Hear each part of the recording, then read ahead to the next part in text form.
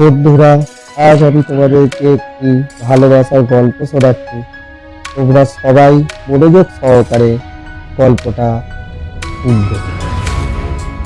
ছোট্ট একটা গ্রাম ছিল এবং সেখানে অনেক লোক বসবাস করত। সেখানে একজন খুব সুন্দরী মেয়ে ছিল এবং সেই গ্রামেরই একজন ছেলে সেই সুন্দরী মেয়েটির প্রেমে পড়েছিল।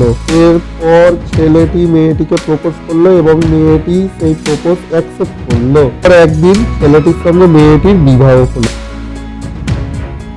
এবং এরপর তারা খুব সুখে শান্তিতে সংসার করতে লাগলো। চলতে চলতে তাদের সংসারে একদিন খুব বড় ভাবে অশান্তি হলো। ফলে মেয়েটি ছেলেটিকে ছেড়ে চলে যেতে চাইলেও ছেলেটি মেয়েটিকে ছাড়তে রাজি হচ্ছিল।